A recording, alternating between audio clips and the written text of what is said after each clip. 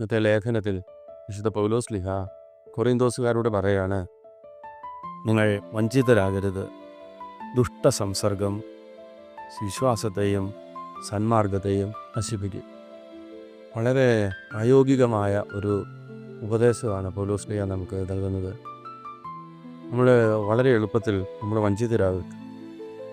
കാരണം ഈ ദുഷ്ടസംസർഗം ഒരിക്കലും ദുഷ്ടമാണെന്ന് അറിഞ്ഞുകൊണ്ടല്ല നമ്മൾ സംസർഗത്തിലാവുന്നത്.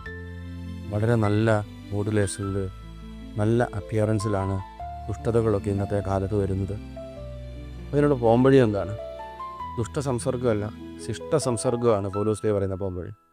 സുവിശേഷം പറയും, ഈശോ തനിക്ക് മുമ്പേ ശിഷ്യന്മാരെ പറഞ്ഞു വെച്ചിട്ട് ഏകാന്തതയിൽ പ്രാർത്ഥിക്കാൻ മലയിലേക്ക് കയറിയെന്നു. രണ്ട് കാര്യങ്ങളാണ് വഴിതെറ്റാതിരിക്കാൻ വചനം നമുക്ക് തരുന്ന സന്ദേശം. ഒന്ന്, നമ്മുടെ ദൈവത്തോടുള്ള കോൺവെർസേഷൻ ബിൽഡ് ചെയ്യണം. തമ്പുരാനോട് നമ്മൾ മിണ്ടുക, സംസാരിക്കണം. രണ്ട്, ഒരേ വിശ്വാസവും ഒരേ സന്മാർഗമുള്ള ആളുകളുമായിട്ട് നമ്മൾ കൂട്ടുകൂടണം. സെയിം ഫെയ്ത്ത് കമ്മ്യൂണിറ്റി ആയിട്ടുള്ള ബന്ധം നമ്മളെ വഴിതെറ്റുന്നതിനും വളരെയധികം സഹായിക്കും. എന്നോട് ഒരാൾ പറഞ്ഞു, 55+ പ്രായമുള്ള ഒരാൾ, അയാൾക്കൊരു അസുഖം വന്നു. അതിനെ തുടർന്ന് അയാൾക്ക് കുറച്ച് ട്രോമാറ്റിക് ആയിട്ടുള്ള എക്സ്പീരിയൻസിലൂടെ കടന്നു പോയപ്പോൾ അയാളുടെ കൗൺസിലിങ്ങിന് പോയി. അപ്പോൾ സിവിയറായിട്ടുള്ള രോഗാവസ്ഥ ആയതുകൊണ്ട്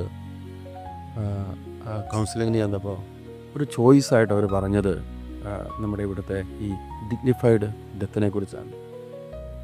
ദുഷ്ടസംസർഗം. നമുക്ക് ദൈവവുമായിട്ട് ബന്ധമില്ലെങ്കിൽ ചിലപ്പോൾ നമ്മുടെ സംസർഗം വളരെ നല്ലതാണെങ്കിൽ കൂടി, ഇത് വളരെ പ്രൊഫഷണലായിട്ട് ഒരാളാണ് അഡ്വൈസ് ചെയ്യുന്നത്, നമുക്ക് സെൽഫ് ടെർമിനേറ്റ് ചെയ്യാമെന്ന്. നമ്മൾ ജീവിക്കുന്ന നാട് വളരെ കെയർഫുള്ളായിട്ട് ജീവിക്കേണ്ട ഒരു സ്ഥലമാണ്. ദൈവത്തോട് വളരെ അടുത്ത ബന്ധവും നല്ല സ്നേഹിതരും ഇല്ലെങ്കിൽ നമ്മൾ വളരെ വേഗം വഴിതെറ്റിപ്പോകും.